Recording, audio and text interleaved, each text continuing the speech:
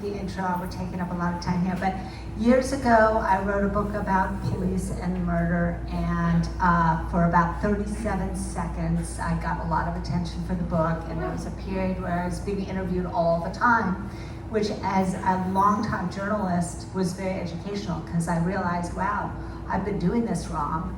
And most people do it wrong because it's interesting to be on the other side. And this young person came amid the scrum then to interview me.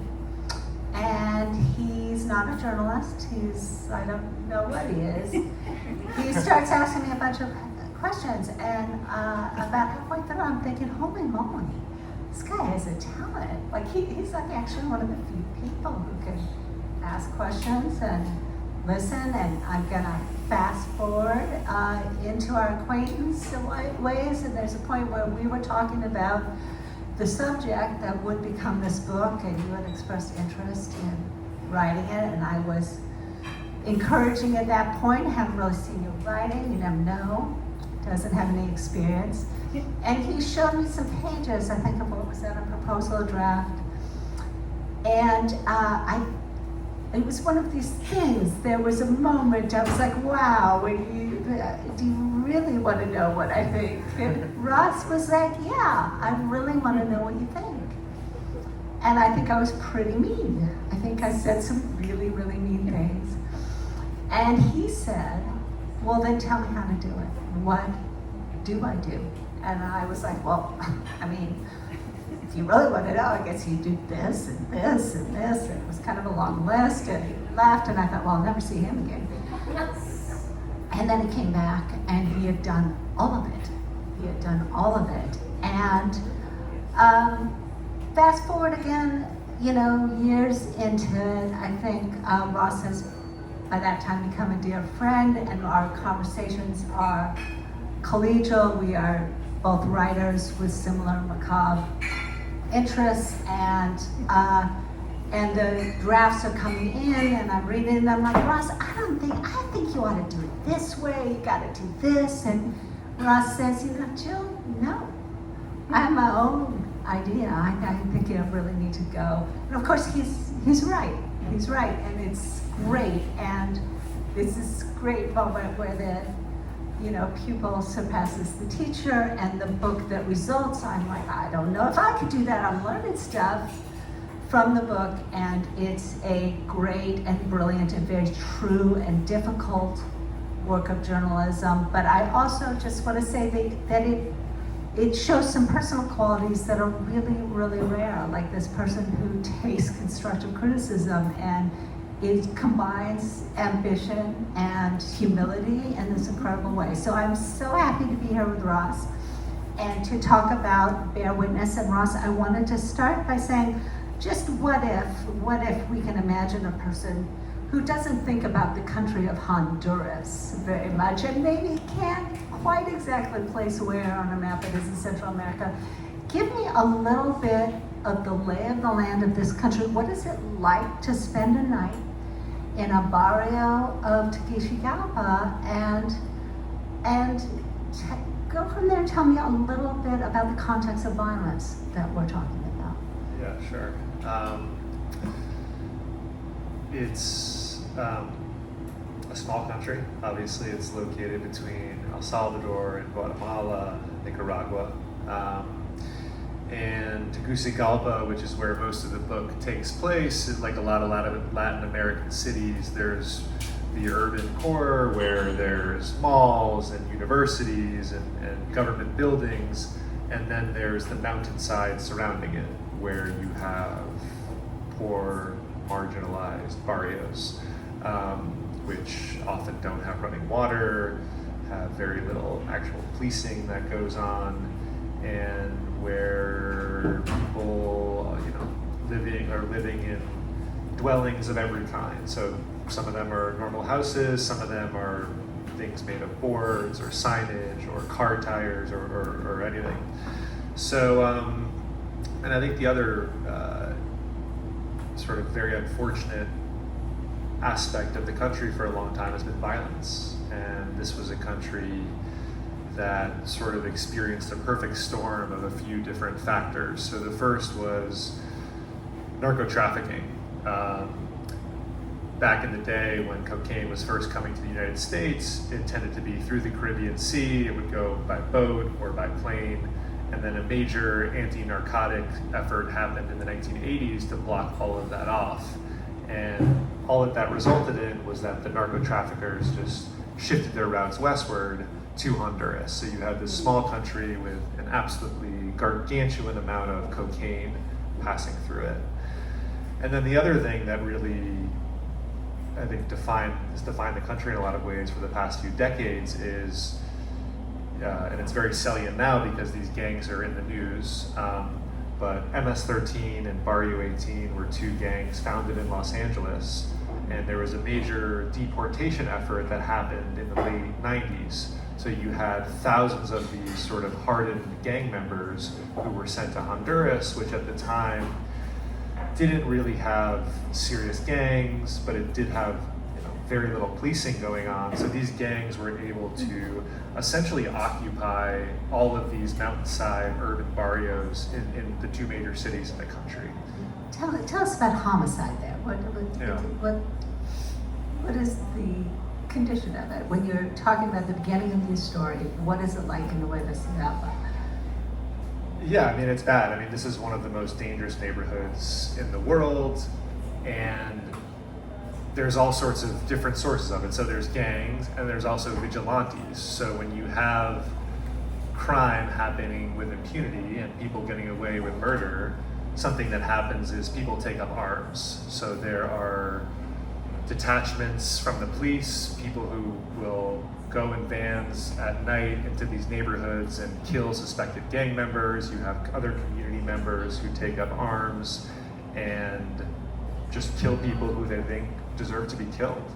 So there's a lot of different sources of homicide, and there's very little punishment for homicide because the police force is corrupt and the police force is broke, and the police force is scared to even go in these neighborhoods oftentimes. And so it brings us to the subjects of your book. Just tell us a little bit about who they are and what they are up to at the beginning of their witness. What is it that they set out to do, and what is it that they end up doing? Yeah, so the two subjects of my book are sort of these two seemingly ordinary middle-aged dads. One is a guy called Kurt from suburban Chicago, and one is a guy called Carlos who grew up in rural Honduras. And as young men, they wholeheartedly devote themselves to helping the poor to a very extreme extent. And the first very unusual thing that they From do. a sense of religious mission. Yeah, and they both are parts of different Christian sects, but very religious, and it definitely derives from their faith, the sense that we need to help the poor. And then the other thing that they both do separately actually is decide we need to live like the people that we want to help. So they make the decision to voluntarily move with their wives and young children to Nueva Suyapa, which is an extremely radical thing to do because most people would never set foot in there. And for the first 5 or 10 years that they're there, they're doing all the normal things that people do to help the poor. So education, healthcare, water, The land NGO title. package, right? The NGO package, but to the maximum extent. And eventually they get to a point where they realize, like, look, this stuff is great, but it's not going to really have an impact when there's a gang that is hurting people and extorting people and scaring people so much that they're scared to even walk to school. So they say, we are going to just totally change direction, and this is where the book starts, and start taking on crime directly. The police won't do it, so they decide they're going to stitch something together to fight the toughest gangs in the world. Yeah, and what they do is really brilliant because, as I mentioned before, the standard response that happens all the time in Honduras, and you see in this book, is the police aren't doing anything, so we're going to kill the gang members. But they say, no, we don't believe in that. We don't support that. We are going to start solving homicides ourselves. And, you know, solving homicides is something that pretty much everyone thinks the government should be doing, and probably only the government should be doing. But they took a step back and they said, let's break it down step by step. And if you really think about it, there's actually a lot of things that we as private citizens can do. So as you know better than anybody, you know, in popular culture, solving murders is the ingenious detective deducing something, or the CSI finding the little DNA thing. But in reality, solving homicides is witnesses, finding them, convincing them to testify, and in this case, keeping them alive. And you don't need a badge to do that. So they hire a lawyer, and they hire a private eye, and they start finding witnesses in this neighborhood. Could you please talk about witnesses in boxes? Yeah, so I mean, witnesses are scared, and this is true not just in Honduras, it's true in parts of Chicago and other places as well, because they're the ones whose mouth is essentially the Achilles heel of a very, very dangerous person.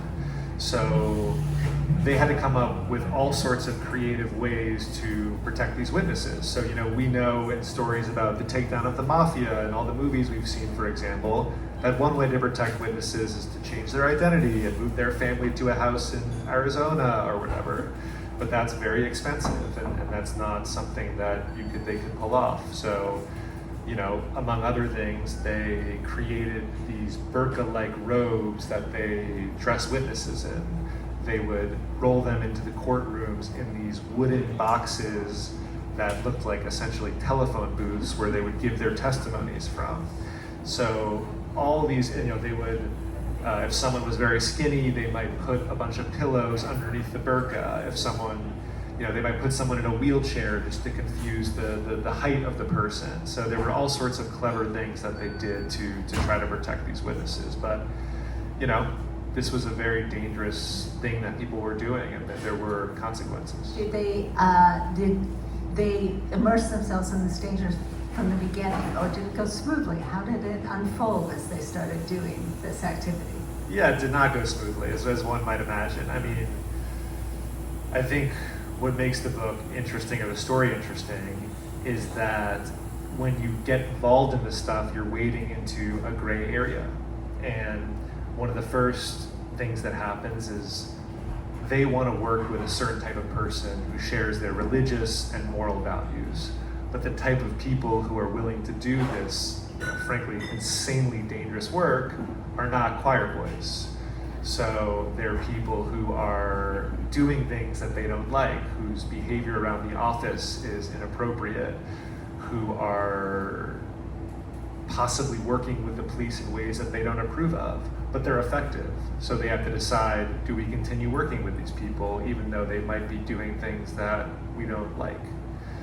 And, you know, then there's obviously people get hurt in the story, and there's collateral damage to what they do. And, you know, one of the things that happens over and over again is you might get a gang member arrested, and that gang member says, okay, this is the person who I think is responsible for it, and I'm gonna retaliate. So pretty quickly, there's collateral damage, and innocent people are getting hurt kind of because of what they're doing. So they have to ask themselves, we're moving towards safety, we're moving towards justice, but is it worth what's happening here? Tell me about a specific case or two. Who did they actually bring cases on, or what were the circumstances when they start doing this? Who are these killers? Yeah, so I mean, the gang that is dominating the neighborhood when they start is called the Puchos. And what makes them so fascinating is at the time, pretty much every other neighborhood in Tegucigalpa was controlled by either MS-13 or Barrio 18. And this was a group of kids. I mean, they were teenage boys or very young men, 19, 20, who carved out this little fiefdom. And they did it in part by being just very scary and hurting people, but also by being very strategic. So they saw there was an earlier generation of gangs who kind of got wiped out. So one of the first things that they do is confiscate people's guns. And they go around, these are 14, 15, 16-year-old kids knocking on the doors of adults and saying, give me your shotguns or I'll kill your family. And they got a lot of guns that way. And people hated these kids because, if you ran a business in the neighborhood, they would come and say, hey, you need to give me free shit. Plus they had a body count very quickly. Yeah, and they were ruthless. And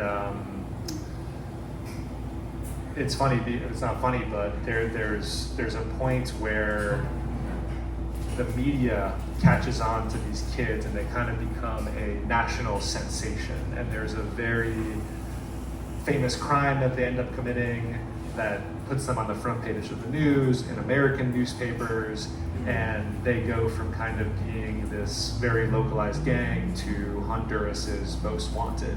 And lo and behold, who is the group that has all the information about this gang? It's Kurt and Carlos and their charity. Because they put members into prison, isn't it? Yeah, I mean, not only were they doing witness facilitation, whatever you want to call it, but they were also doing like intelligence gathering. So they were figuring out who's in the gang, what's their real name, where did they live, what crimes did they commit. So they had all this information that the police didn't have. So not only could they bring witnesses to the table, but they could also go to the chief of detectives and say, hey, I know where the guy is, I know what his real name was, because there was huge confusion about who they really were, which was a problem when it came time to prosecute these kids. They were sending them to the wrong prisons, they were pretending to be different people, the prosecutions were falling apart because they didn't have the most basic biographical information pinned down. So you had mentioned gray areas, let's switch to that. You mentioned provoking retaliation against innocent people, but now we're also talking about working hand in hand with the police force in Honduras and sending people to Honduran prisons. And these are a couple of Christian do-gooders who have squared this with whatever they believe or think they're doing. Why don't you talk about that? Yeah, so those are two I forgot to mention, but in Honduras, this is not just a police force that is doing a bad job, it's a police force that has killers inside of it. It's a police force that there's lots of stories about them working with the gangs and accepting bribes to let people go. And part of what makes Kurt and Carlos so radical in that environment is they say, look, we have to work through the criminal justice system somehow. And there must be good cops somewhere in this police force that we can find and work with. But, how do you vet those people? And their first big raid where they have a lot of arrests, the lawyer who's working for them sees the police beat the crap out of a bunch of already arrested suspects, sees the police bring an aluminum baseball bat and threaten to cripple someone. And they're doing that in front of a lawyer who works for an NGO. So right there, you're grappling with this moral quandary because they just arrested a bunch of the kids, but they're doing really bad stuff at the same time. And then the next step of it is, what are these prisons like? I mean, no prison is a nice place, but Honduran prisons are another level of terrible. And they were sending these sometimes 16, 17, 15-year-old kids to prisons that were frankly abominable. So they had to ask themselves, man, are we doing the right thing here? And what's their progression here as they get pulled in and they're reasoning about this to themselves?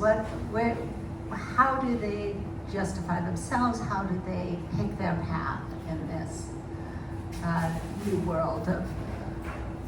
I think that the 10 years they spend in the neighborhood before they get started imbues them, because they start off as these very idealistic young men, but I think that time imbues in them the sense of pragmatism and this sense of, in this type of environment, things are just a little bit different. And one way or another, bad things are gonna happen. So I think they always bring a sense of pragmatism to these moments. But I think one of the things that makes them interesting, and hopefully the book interesting, is even within the charity, there's people who disagree with them. who say, you guys should not be working with the cops. It's not okay to send kids to these prisons. So they're grappling with these dilemmas in real time as the book goes along. And then even in my reporting, one thing I really respect about them is they're very thoughtful about these things. They don't fight it, they acknowledge it and sort of explain why they did what they did. Tell me how things go wrong when they do.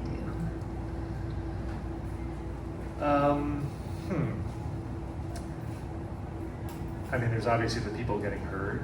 There's the behavior of the police. But I think actually one of the most interesting examples of sort of unexpected side effects is they're having a lot of success getting this initial gang arrested. And I think the people in the community could feel that happening, but they don't know that this clandestine effort exists. It's completely hidden. So at the same time, there is a particularly ruthless vigilante who's going around and murdering kids, teenage boys, not even the scariest members of the gang, but sort of the most marginal ones. And he's fashioning himself as this,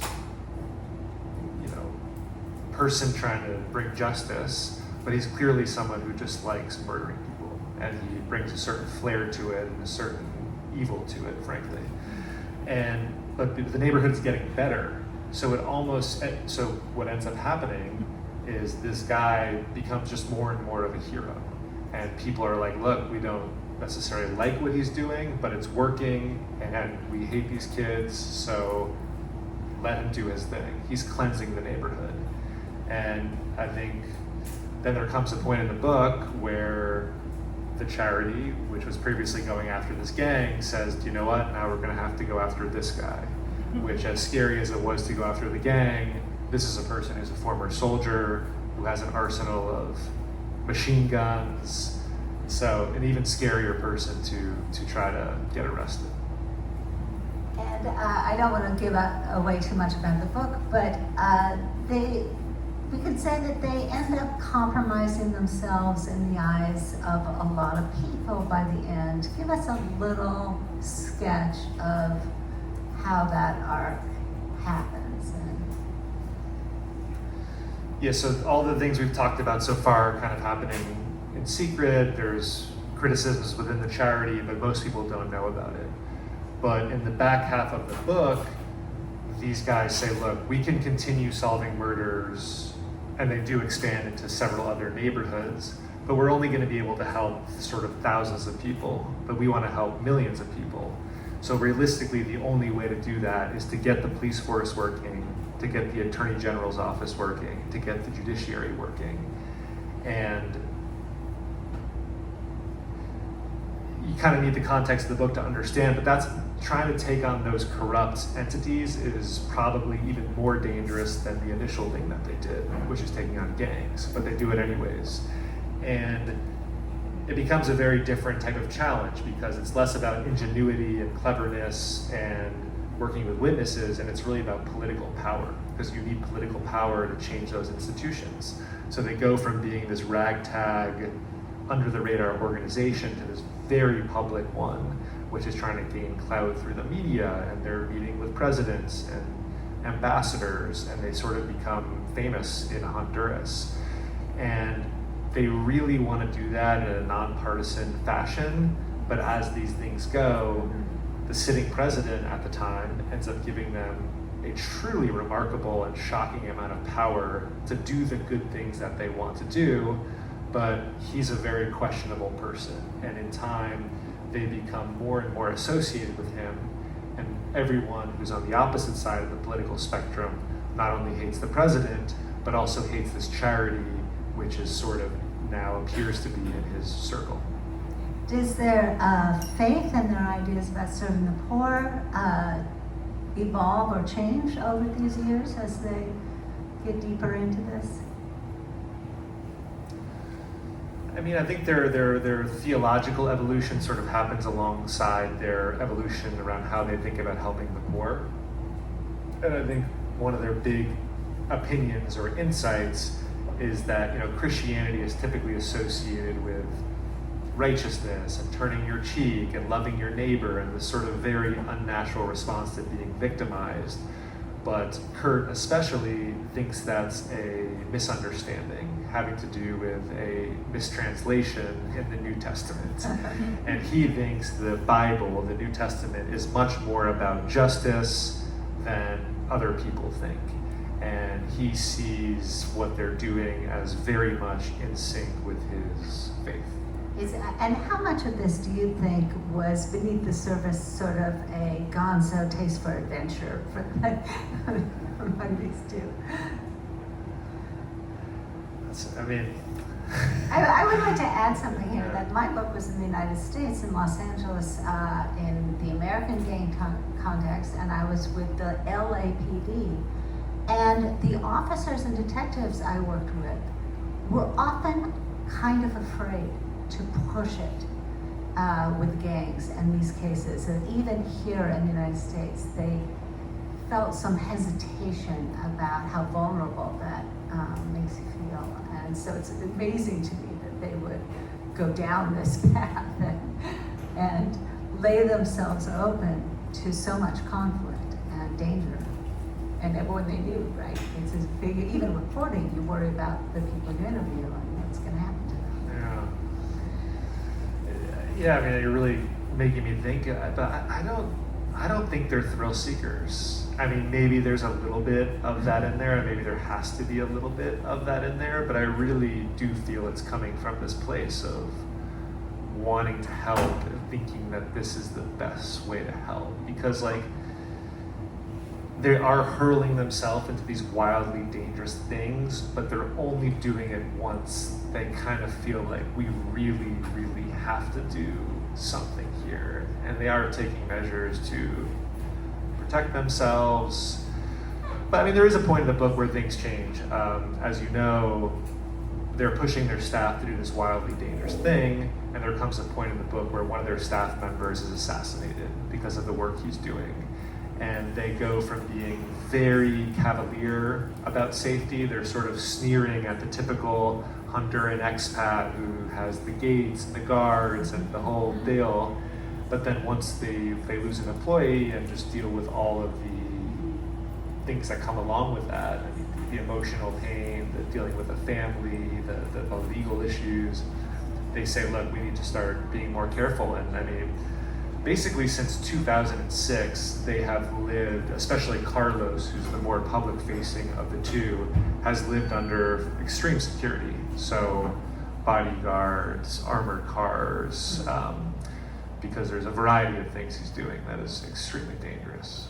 I guess Kurt especially has, as a just facet of his personality, a kind of steeliness, which I recognize from some of the people I knew who were hardcore homicide investigators, that kind of something in him that allowed him to move through this and not be worn down. It's interesting. Yeah, I don't know that I can pinpoint exactly what it is that allows them to persevere through it, but they have, and they do, and I mean, their wives are the same. They have this family situation that sort of has been conducive to this type of risk taking. So we're a long way from Honduras. Why should anyone care about your book, Ross? Why should anyone care that any of this happened? Well,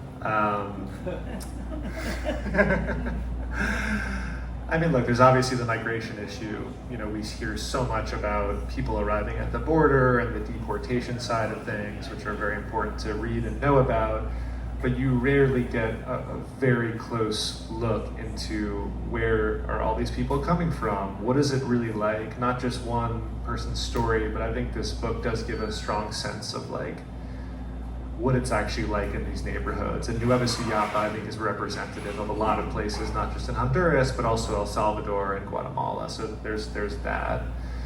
And then something will know a lot about is, and this is how I got into this, crime and impunity is a big problem in the United States. Many people are not aware of this, but as compared to other wealthy, democracies in Asia and Europe where maybe 90 to 95% of homicides are solved. In the United States, 50, 60, 65% of homicides are solved. And non-fatal shootings, That's right. which 35 in Los Angeles County. yeah, so it's very, very low. So there's an impunity problem in the United States and there's a crime problem in the United States. And this is a story about people who were in an even more extreme environment who came up with a solution. So I think it reveals things about the neighborhoods here, and you know, I think Kurt and Carlos would say at least that this is a potential solution in places where the community does not trust the criminal justice system for all sorts of reasons. Maybe there's room for other entities to sort of get in between them and facilitate snitching / witnessing. Yeah, it's interesting. I always thought vigilantism was pressing in on South Central Los Angeles from all sides, and that indeed some of the, the intervention groups and community groups that people wanted to put in because they weren't comfortable with police dealing with problems were edging that way. They weren't violent, but they were certainly vulnerable and being put into situations where they didn't have the power to protect themselves. I heard from people who hated a certain gang, and then their son would be referred to that gang for a diversion program, things like that.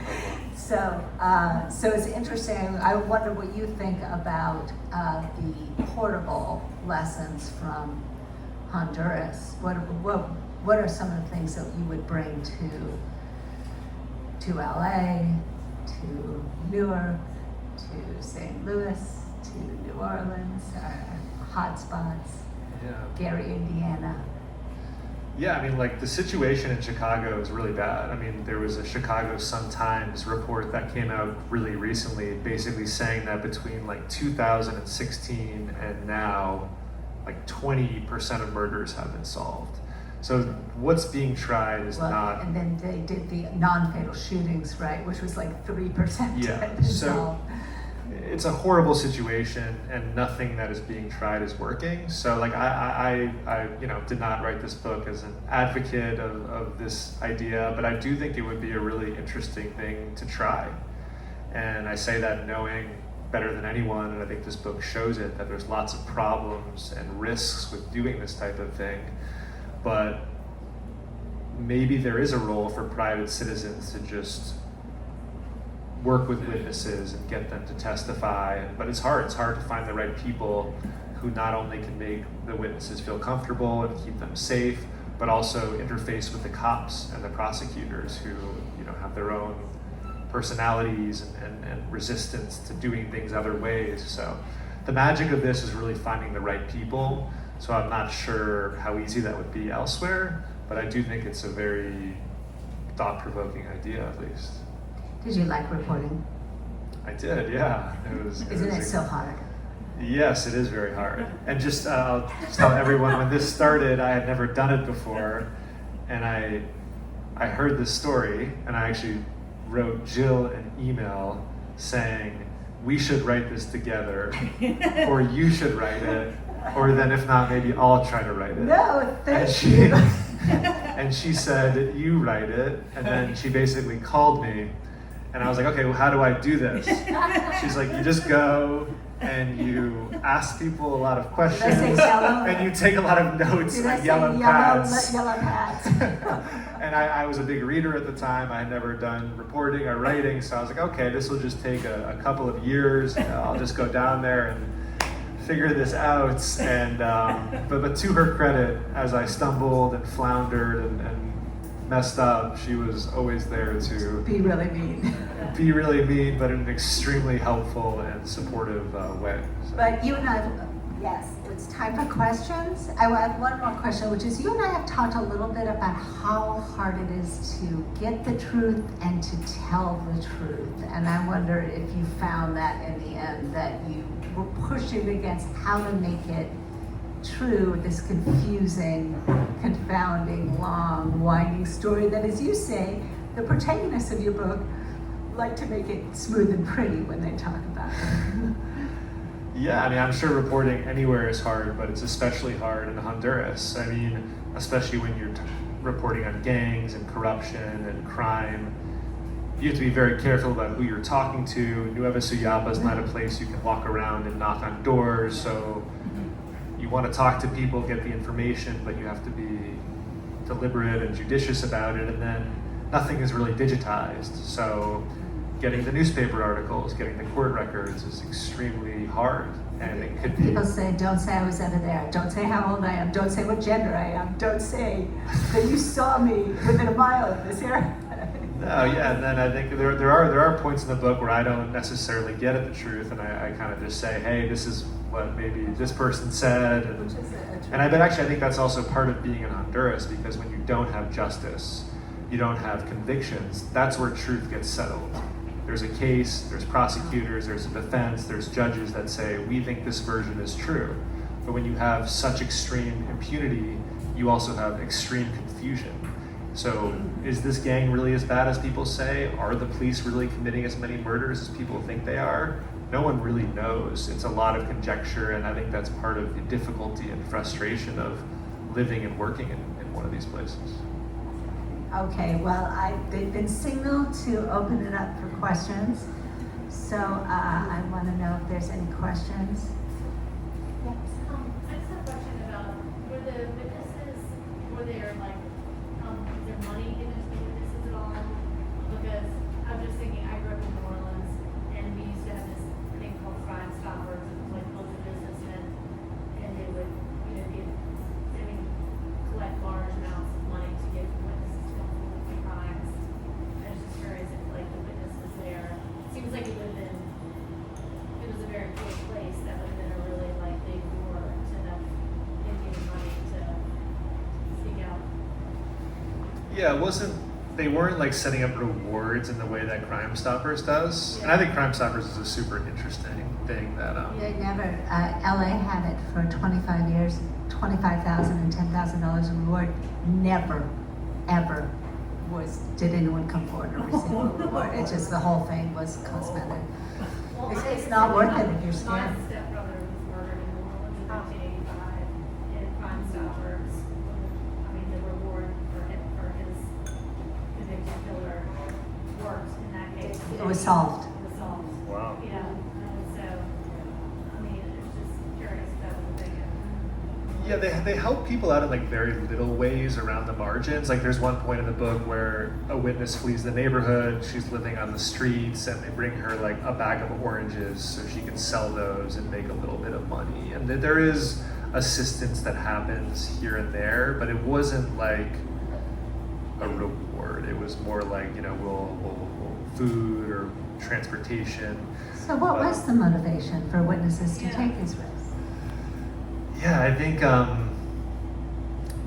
first of all, like, I want to make sure people respect how big of a risk this was. Like, the fact that people were willing to step up in these neighborhoods and do this is just like mind-blowing, heartwarming, whatever you want to call it. Like, you would not expect people to do it, but when they were approached in the right way, not by police who they don't trust, but by someone else who's bringing the right message, like over and over again, people would step up and do it.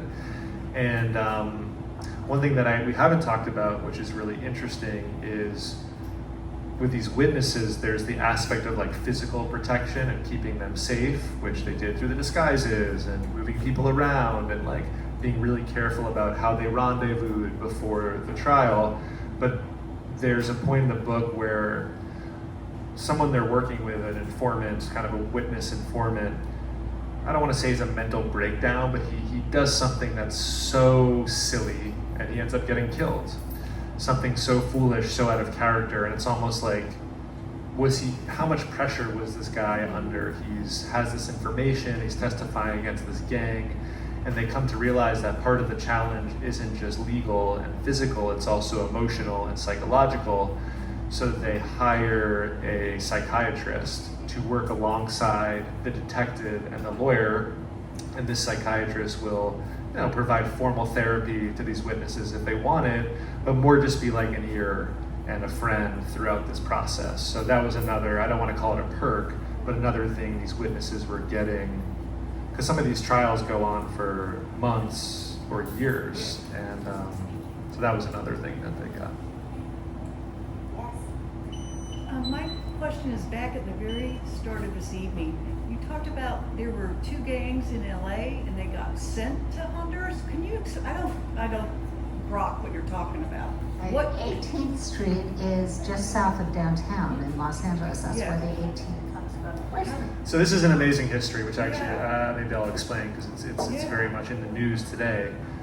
So there was a terrible civil war in El Salvador in the 80s, and there was like maybe 500,000 refugees. A lot of them ended up in Los Angeles, Oh, okay. but at the time Los Angeles, especially in the parts they were at, was not a refuge from violence. There was a ton of gangs. So eventually some of the Salvadoran kids formed their own gang. They called it MS-13. There was another one called Barrio 18. And they went from being, just little street kids stealing stuff to like a pretty intense and sophisticated gang. And then in the mid to late 90s, which was a point where there was a lot of bipartisan support for deporting people like this, a lot of them were rounded up and shipped down to El Salvador and on Honduras and Guatemala. And that's the root of the gang problem there. It wasn't really very gang-ridden place before that. Not court cases. They were just rounded up and sent, or was it some of both? They were deported by process, through a legal Okay. process, I Okay, believe. thanks. It's interesting, when I was working in LA, actually the Mars and 18th Street were kind of second rate in terms of being big bad gangs. There were much, much worse gangs than those. And actually, MS-13 was kind of a suburban, middle JV class. team? Yeah, JV team. So it's interesting. Thank you. What drew you to this story in the first place? When you talk about these guys, the question was, if there's a certain gonzo adventures, and what pulled you into this story? I mean, it was kind of like the criminology stuff I was working on. So I really became disturbed by this impunity in the United States problem, which she wrote the book on this. And it's like such a compelling book. It explains why this problem exists, how it's not new, how it's been around forever. And I was just disturbed that was going on. And it felt like something, it didn't feel like an insurmountable problem. It felt like there was a way to kind of fix it. So I spent, another person who we both know is this criminologist named David Kennedy, and he had read her book, and we spent a whole summer sort of studying the problem. So I was very keen on finding potential solutions to it, and that's when I heard this guy Kurt tell his story at a conference, and I was like, wow, this could be applicable maybe to Chicago. And then at a personal level, I don't know. I loved reading at the time and books, so I liked the idea of telling a story. And I don't know if there was part of me that liked, there was that enjoyed going to a new country I never would have otherwise gotten to go to, and but it didn't really feel like an adventure. It just felt like kind of hard work because I was so unequipped to do it. So I was just constantly stressed out about how am I going to get this information or whatever. So Ross was a greenhorn. He started from nothing. He did no writing at all, no journalism, nothing. It was a blank. It was a blank slate. Pretty quick study though. But So I have a question for you. You talked about all the danger embedded in this whole situation. Carlos and Kurt and you, can you describe how you all felt the possibility of being assaulted or endangered? Because you, if I understand correctly, you spent quite a bit of time in Honduras. Yeah, I mean, so first of all, I lived in Nueva Suyapa when I was down there, which I thought was really important to like get to know it. So I was living in the neighborhood. You know, I didn't want people to know I was a reporter. So like there are missionary type people who go in and out of there. So I kind of maybe wanted people to assume I was something like that. And as Jill knows, one of the challenges when you do this type of work is like the people who know the most about the gang or the corrupt businessman or corrupt policeman are people who are kind of in that orbit and like maybe in it themselves or used to be in it. So to get the information, you have to take the risk sometimes of meeting with someone who's like a little bit shady. And I would say those are like the scarier moments when you kind of put yourself out there to meet up with someone, and by asking them questions, you're revealing what it is I'm interested in. But I'm also worried that information might then trickle back to someone who I'm worried about. So I would say those are the scariest ones. And then as for Kurt and Carlos, yeah, I mean they've been doing dangerous stuff their whole lives, and I don't think they're cowboys. I think and there are moments when they do get scared in the book, and they're like, "Wow, like did we go too far here?" But I would say in general, they're just these, frankly, weird people who are just so risk tolerant. Like they would just do things that 99.9% of other human beings wouldn't. And I think part of what makes them interesting is most people who have that type of mentality, maybe they're climbing cliffs or surfing big waves, they're expressing their bravery in this very idiosyncratic and selfless way. And their families stay safe. Yeah. You know, as we've alluded to, there are people who get hurt in this book as a consequence of their work, but their families are safe, their kids no longer, you know, live in those neighborhoods. But at the time they moved there were people who were like, "What are you doing? How could you do this with your kids?" But So, just to add on to your story, I did see Brian Stevenson, I mentioned that to you the other day, who wrote the book Just Mercy, who's in pursuit of social justice. He said in his commencement speech, which supports what you have done in your book, he says, in order to get to the real truth, you have to get close to the story. And that is exactly what we did. And I commend you for that. And I can't wait to read the book. thank you. And on that note, we'll move into Do you speak fluent Spanish? Was it fluent before you went there? So I had like high school Spanish. Oh, I lost you. And I was like, okay, maybe I could do interviews with that. But then as soon as I got down there, it was clear that that's very different. I mean, to do these interviews, you're sitting down with someone and talking for 30 minutes, 1 hour, 2 hours. So once I realized that I was really going to do this, I spent some time like improving my Spanish a lot. So. You didn't have time for Google Translate. No, and I was telling Jill, I mean, I transcribed all my own interviews. I mean, AI was not what it is now, so I listened and I recorded all my interviews and just typed them all. So, yeah.